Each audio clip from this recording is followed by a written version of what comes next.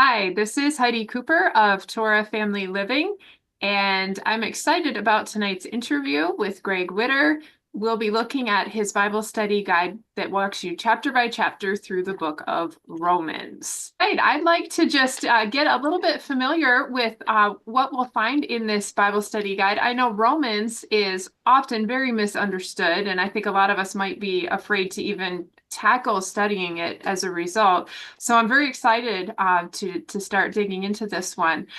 So the very first question I would like to ask you is, why do you think it is so important to be able to look at the book of Romans from a specifically Hebraic biblical mindset? Well, the book of Romans itself is one of the most misinterpreted writings of all of the Bible. It has been used by Christianity to promote a lawless gospel, leading many believers to believe that Paul, Sha'ul, was against Torah. This misunderstanding is the result of twisting Paul's words, leading to false doctrines and including grace alone without obedience, the rejection of Yahuwah's Torah, and the false concept that Yahushua's covenant with Israel has been replaced by the church. Sha'ul's letters, especially Romans, but others also, must be understood from their Hebraic context, recognizing that Paul was a Torah-observant Yahudi, a Jew speaking from both Yahudim and returning the scattered tribes, Gentiles, who were being grafted into Israel. A failure to see Romans through the lens of the Torah and the prophets leads to serious misinterpretations and doctrinal deception. No wonder we're all afraid to study it. Yeah, it can be difficult to comprehend. In fact, Peter actually, we know Peter warned in Second Peter that Paul's writings can be difficult and hard to understand. Why do you think that he used that phrase when describing Paul's writings? We must understand that Paul was a very educated man when it comes to the Torah and the prophets. Mhm. And so Peter knew that Paul's deep Torah based teaching helped him to create the deep Torah based arguments that could be misunderstood by those that aren't grounded properly in the Torah. This twisting leads people into lawlessness, Torahlessness, anomia. They lose that foundation, which is critical to understand what Paul taught. Now, that word anomia, just so I make sure I've got it right, that's the Greek for lawlessness, right? Correct. Okay. Okay. Then as we're looking through some of the verses in Romans, there's one in Romans chapter 3, verse 31 that says, "Do we then make void the Torah through faith? Elohim forbid. Rather, we establish the Torah." How does that prove Paul's view on the Torah? It proves that faith does not abolish Torah. It proves that faith upholds it, Mhm. because we have to have faith, but we have to walk in obedience by faith, just as Abraham crossed over by faith. It's a faith issue that leads us to walking in obedience. Any interpretation that suggests that Paul taught against Torah is actually a contradiction to his own words. So then the idea that faith without works is dead goes right off of that concept that faith and obedience go together. An important concept, I think, for us to understand. So then, why would it be dangerous if you look at the book of Romans without looking at what went before it, the prophets, the writings, the Torah? Why is it so necessary to have that foundation of understanding first? Paul teaches Torah. Mm. In his writings, he's actually teaching Torah to both the Yahudim, the Jews, and to the Gentiles. He's explaining it in deep, rich understanding. And Paul's entire argument, everything that he says, is based on quoting and explaining the Tanakh passages, especially Genesis, Deuteronomy, and Isaiah. He uses a lot. I did not know that. I'm anxious to see those. And in Romans chapter 11, how does that refute this? I know we're a lot of us coming out of the church, this Christian idea that the church replaced Israel. We know it as replacement theology. Paul's very clear in his speaking and writing to the Gentiles here in chapter 11 that Torah and Israel have not been done away with or cast away, Romans 11:1, and that the nations, the Gentiles, are grafted into, brought into Israel, becoming co-heirs, becoming adopted. Just as I was adopted as a child, I was brought into a family. I was adopted in. My dad didn't make me eat on the porch with the dogs. I got to sit at the king's table. I had a room in the house. I didn't sleep in the barn. And when it came time for obedience, I followed the rules of the house, not the neighbors down the street. So we're grafted into Israel. We become part of it, not replace it. Right, right. And I think that's, once you see that concept in scripture, it seems like it's all the way through this It idea is. that we join Israel. Then how has Christianity, because I know they've taught a lot of things coming from a faulty foundation. How have they misused Romans 6:14, which says you are not under the law, but under grace, to then teach that Torah has been done away with? Well, they ignore the Hebraic context. And that's what's critical important. Where under the law refers to the penalty of Torah and for disobedience, we're not under that condemnation. We're not under that penalty of death for disobedience and breaking Torah, but we are no longer under that consequence because we've been brought into the family. We've been saved. And so we're no longer under the penalty of death, no longer the penalty for Torah disobedience. So if we just get the concept that these verses aren't talking about the rules, we're talking about the penalty for breaking the rules, which are two very different things. The rules didn't disappear. We're no longer subject to the penalty for breaking the rules. Am I saying that correctly? That is correct. Okay. Then as we look at, you said he references Deuteronomy, Isaiah. How does his use specifically of Deuteronomy chapter 30 in Romans chapter 10 proves that the Torah is still valid? This is something, anytime that we can be solid in our understanding that Torah is still in effect, that helps us as we're trying to explain to other people where we're coming from. Well, Paul quotes Moses, and he does so to show that the word of Torah is near. It's in our mouth. It's in our heart.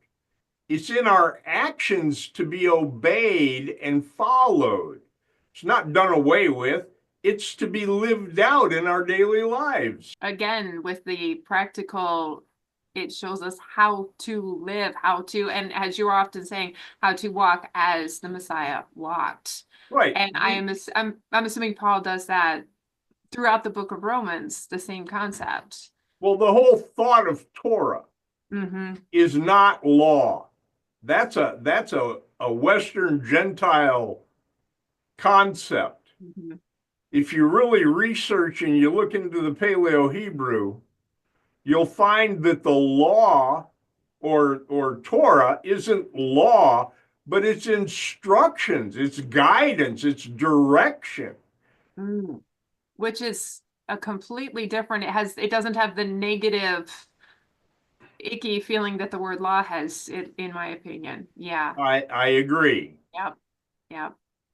And so he uses the terms obedience of faith. How does that work with Torah obedience? I know a lot of people they're trying to again still say that Torah is abolished, but this idea of obedience of faith, how does that show us that it's the other way around? Well, he brings that up in Romans 1:5 and 16:26, as well as other places, but primarily in the book of Romans. Mm-hmm. And because of faith and obedience together can be seen throughout the Tanakh, throughout the Torah. It's Mm-hmm. found in Deuteronomy 30 and verse 20 and 1 Samuel 15:22. It's specifically talking about how faith and obedience walks together. Mm. And we've been taught that they are completely opposite. Yes. Yes. So frustrating when you see what we've been taught and how it's not in there. In fact, it's the complete opposite. Yes. Okay, so he uses another phrase in Romans chapter 7, verse 12.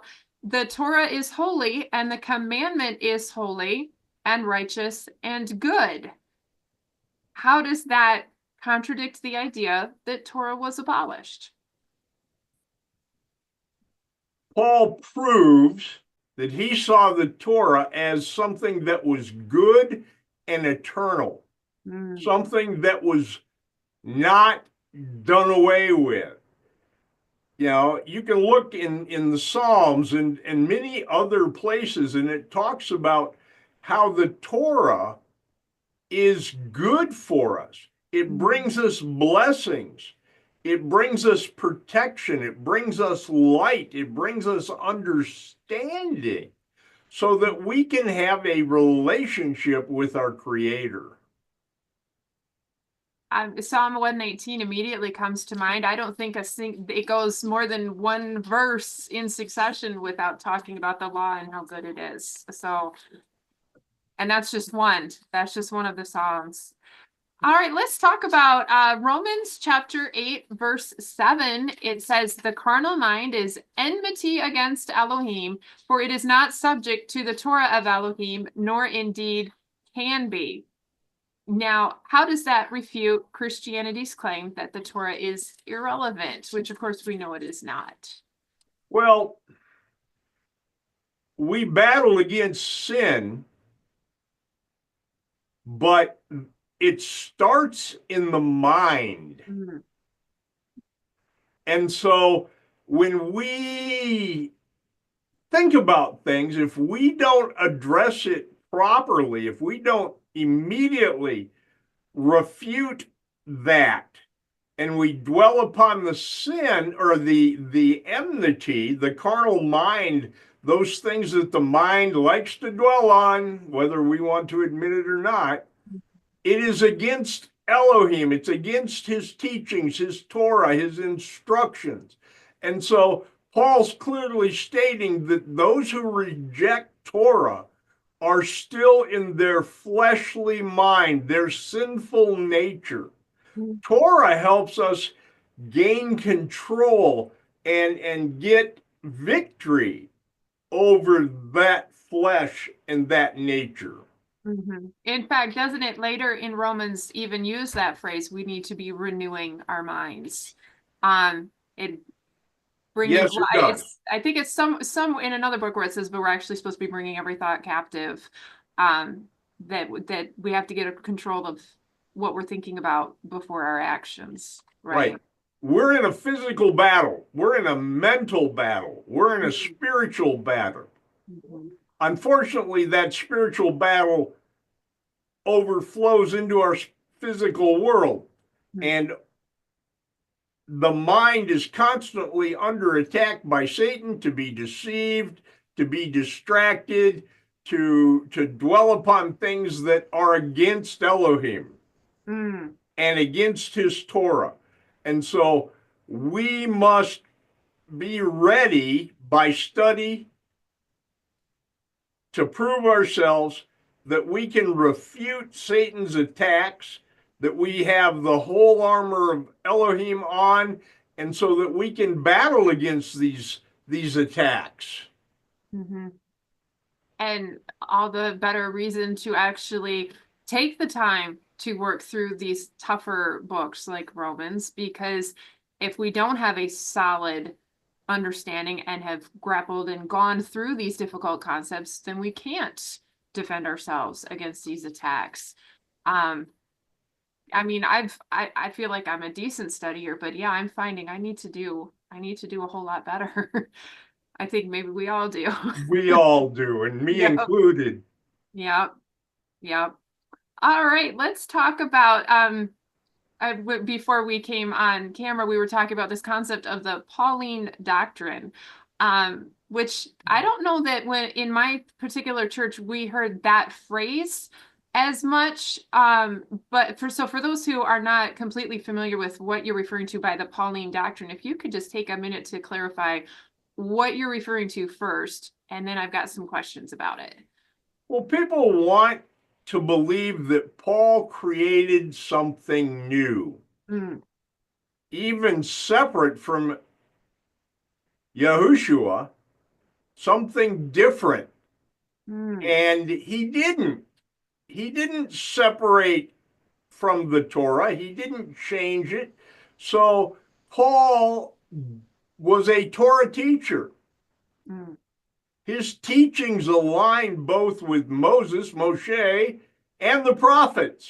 mm, And they also align with Yahushua because he says, follow me as I follow Yahushua. right. So he didn't come up with something new. He didn't create a new religion.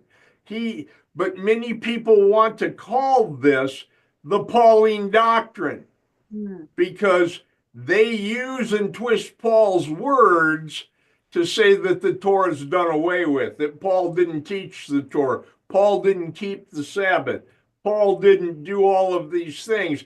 And so they take Paul's words out of context because they don't know the Torah and the prophets.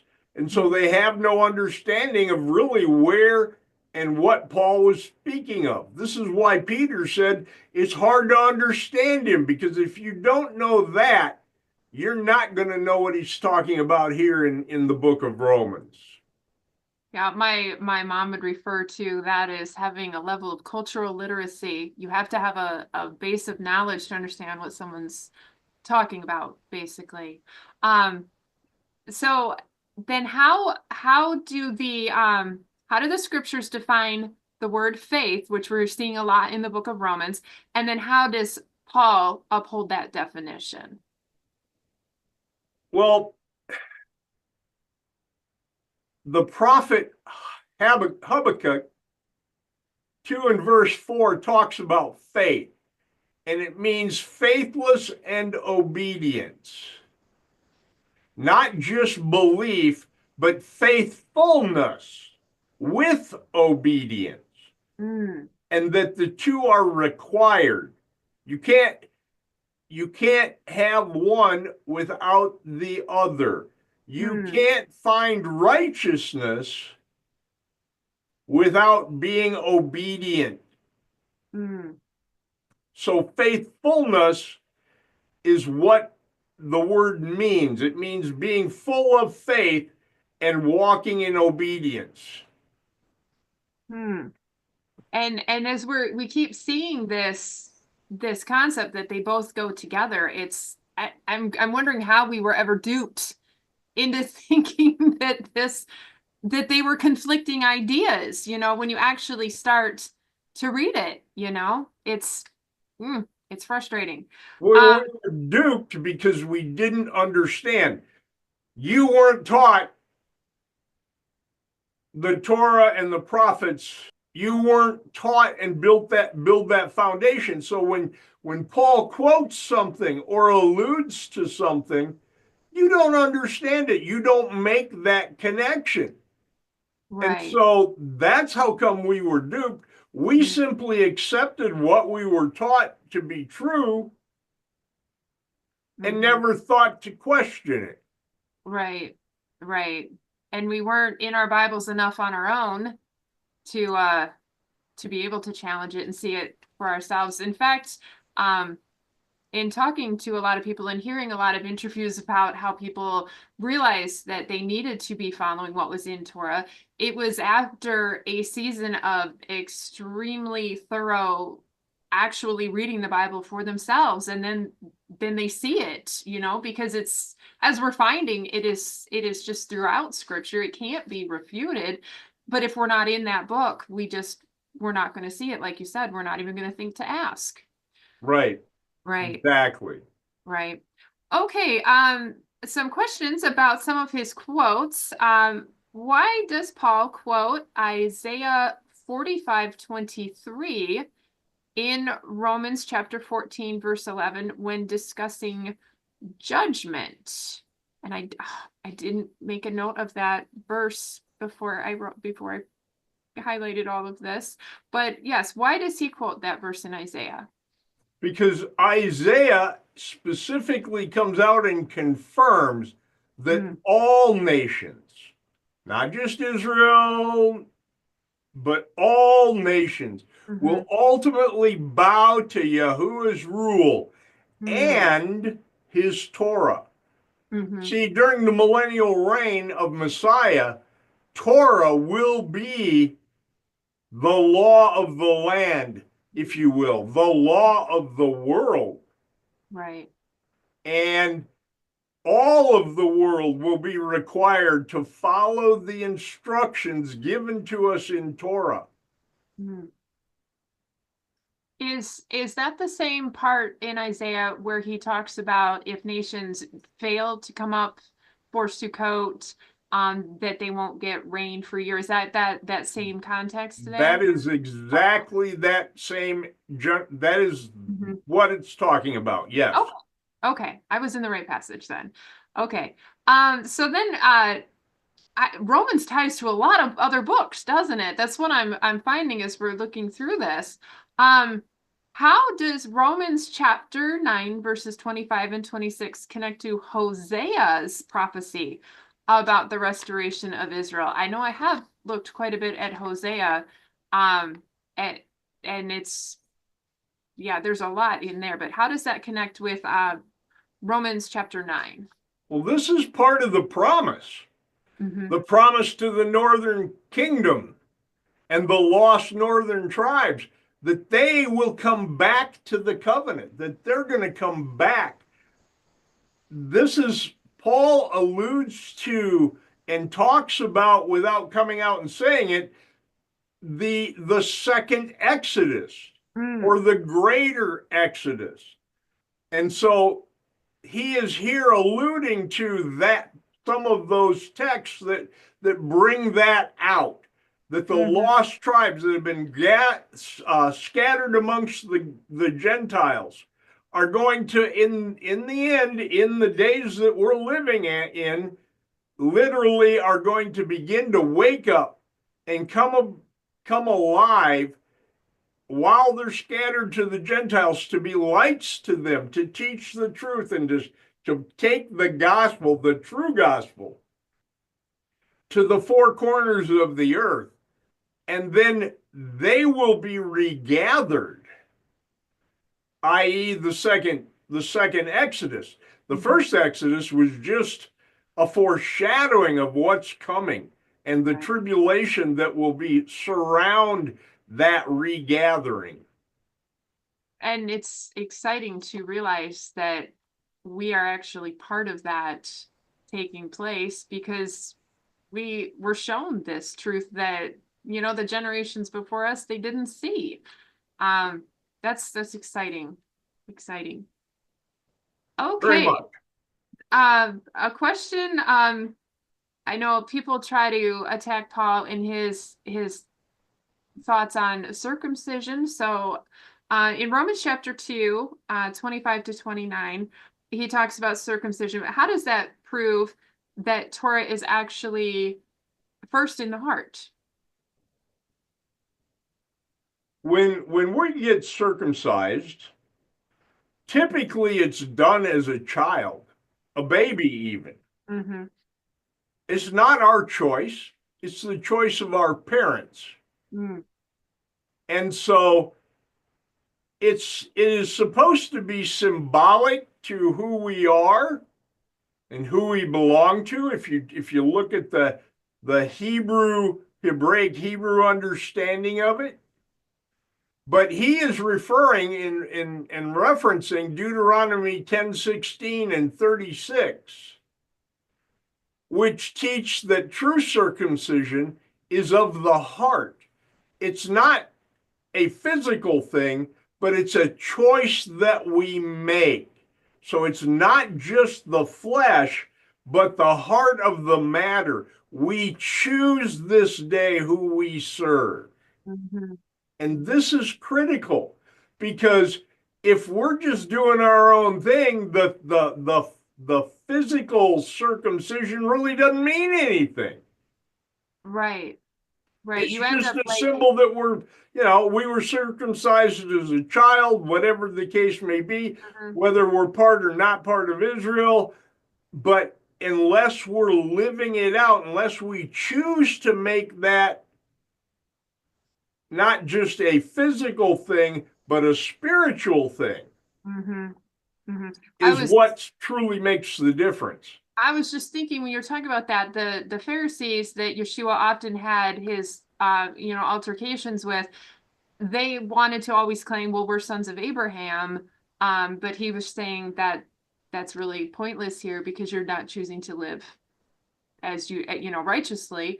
Um, and the other thing that came to mind is in if that concept of that we're circumcised in the heart is all the way back in Deuteronomy, it's just showing once again it's not a new idea. It's not something that was introduced centuries later. It's that concept was always there, that it's supposed to be an internal change, not just an external one. Yeah. It's not just physical, but Mhm. spiritual. Right, right. Oh, let's see here. I have actually, I'm just looking at my next group of questions. I have actually heard people say when they're not sure between the teachings of Yeshua and the teachings of the Paul, well, I'll default to Paul. And I cannot comprehend that. But I'd like to ask you a few questions that show that they were saying the same thing. Um, like, for example, the concept of loving your neighbor that Paul taught in Romans 13:9, how does that align with what Yeshua was teaching and what was taught first in the Torah? Well, it was taught in Leviticus Mm-hmm. 19:8, and this proves that Yeshua or Paul agrees with Yahushua's teaching. Now we Mm-hmm. look at Matthew 22:36 through 40. He's saying, Master, what's the greatest commandment? And that is to love the Lord thy God with all thy heart, mind, soul, and strength. And Mm-hmm. everybody wants to stop there. Whoa, no, don't stop. Go, go. It says, and the second is like unto the first, to love your neighbor as yourself. How do you love your neighbor as yourself? That's the question that we should be asking. How do Mm-hmm. you love your neighbor as yourself? I love you, Heidi, because I don't lie to you. Right. I don't steal from you. I don't go and kill you. I don't covet your things. That's how you love your neighbor as yourself. So both Paul and Yahushua are alluding back to Torah. And those were specifically the Ten Commandments. Right. And that is specifically the Ten Commandments. The first four or five, depending on how you want to look at it, is Mm-hmm. how to love Elohim, how to love Yahuwah, Mm-hmm. that we're to remember that he is the one that brought us out of Egypt, and all of the things that follow with that, with number 5 being love your parents, you know, and so he's our heavenly father. So that goes vertically, love your parents goes vertically as well as horizontally to our physical world. Yeah. And then with the next 5 corresponding on actually how to have a good relationship with those around us. Mm-hmm. Right. I remember Dr. Seekins doing a teaching on that, and he was saying it's all about honor. And if you show an honor is showing value, if you're showing value, like you said, how am I loving my neighbor? How am I showing that they are valuable to me? I'm not going to cheat on them. I'm not going to kill them. I'm not going to steal from them. That it was an idea of showing value to the other person, and of course to our Father as well, rather than just looking at it as a list of to-dos and to-don'ts, but actually how to show honor and value to someone. Absolutely. That really stuck with me. I remember that one. All right, let's see.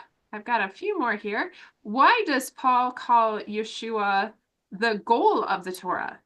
Romans 10 verse 4, and how is this misunderstood? Okay, the Greek word there is telos, and it means goal, point of aim, or completion of. It's not the end. It doesn't stop there and just go away as in abolishment, but Yahushua is the living Torah. He's the goal. He's the example that we are to follow. He is the standard by which we, as his disciples, should strive to live out our days. Mm. Right, right. And every time we have these conversations, this idea that if anything was done away with, it just doesn't make sense if you look at what Scripture actually says. All right, let's talk about Romans chapter 2. We find the phrase Yahuwah will render to every man according to his deeds. How does that match back with Torah again? Okay, Paul is actually quoting Psalm 62:12 and Proverbs 24:12, confirming that judgment is based on our works. This can be confirmed in other places and in Revelation where the great white throne judgment takes place. And the book of your life is open because it contains every act, deed, thing that we thought, did, say, and we can't hide it. This is the purpose of our soul. It is the essence of us. It is all of our emotions. It's all of our personalities, but it's also a recording of everything that takes place in our life. Good, bad, or otherwise.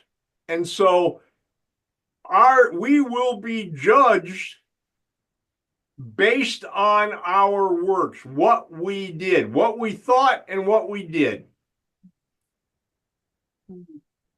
Sobering thoughts indeed. It is. Yeah, yeah. Romans chapter 9, Paul uses the term Israel there. What does he mean by that? He's trying to distinguish between the faithful Israel and the disobedient Israel. We can see that taught in Isaiah 10:22 and 23, where you have two Israels. And so when he uses the term Israel in Romans 9:6, he's trying to distinguish between the two and the difference. Again, context. We need to have a foundation. Um, what should we be learning from Romans as we're trying to get out of this idea of lawlessness and actually returning to Torah? How can Romans help us with that? Well, Paul's entire argument, everything that Paul teaches, he is basically bringing out that both the Yahudim, the Jews, and the Gentiles need to come in obedience. He's calling us to obedience constantly in what he says.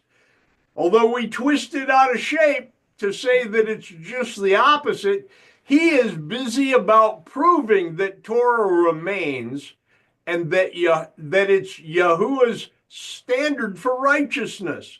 It's the pillar. It's the lighthouse. It's the standard. Right. So as we're looking to study this book of Romans, what would you say would be the key thing, the key framework? What should we be looking for and keeping in mind as we work through this book and study it? Well, Romans has been twisted and misused by the Christians to promote their false, lawless doctrines that contradicts Yahusha's teachings and the Torah itself. Frankly, Paul was a Torah-observant teacher, not a Christian theologian. And so we need to understand that. When we read Romans in context, it teaches us faith and obedience goes together. We can see that in Romans 3 and verse 13, and again in 6, verses 1 and 2. It's very specifically bringing that out. Torah is still valid according to Romans 7:12 and 8:7. It's telling us that it's a good thing. It's a positive thing. It's righteousness. Israel's not replaced according to Romans 11:1 and 2, but it is part of the kingdom of heaven, and that we are then grafted into. We become co-heirs with them, not replacing them. That salvation, yes, is by faith, but it is the works that prove the faith. We work out our salvation. We walk in righteousness. 1 John 2, I believe 6, says that we are to walk as Yahushua walked. You know, Paul's saying basically that same thing in Romans 2:6 through 8, and then again in verse 13. So it's all about understanding what Paul's actually teaching from a Hebraic understanding, that he's bringing out and teaching Torah. He's teaching, walking in the instructions. So now is the time. It is the accepted time to reclaim Paul's teachings, restore the true message of Romans, and return to Yahuwah's Torah. Unfortunately, there's many people that teach against Paul, that he was a false prophet, he was this, he was that, a false teacher, because they are pulling things, they are accepting the lies of the Pauline doctrine and what's being taught. And they haven't built the foundation to understand what he's actually saying and teaching. Just like the Christians, they twist his words to create their own doctrines that do not actually line up with what Paul or the other New Testament writings or the Torah says. Obviously, very, very important stuff for us to study and be solid on as we're trying to make sure we're living Torah out in our lives.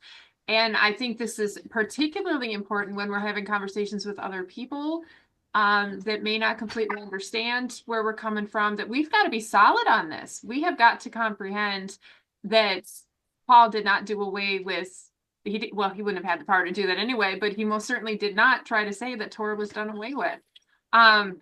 So I'm very excited about this particular study guide, because I agree with you that Romans is just, it's been a hotbed of confusion for a very long time. So thank you so much for putting this together for us. And for those of you who are ready to tackle Romans and learn it from a Hebraic mindset and from the proper perspective that Paul was solidly teaching Torah, we will get a link in the description so you can get a copy of this study guide, and we'll get that sent out to you.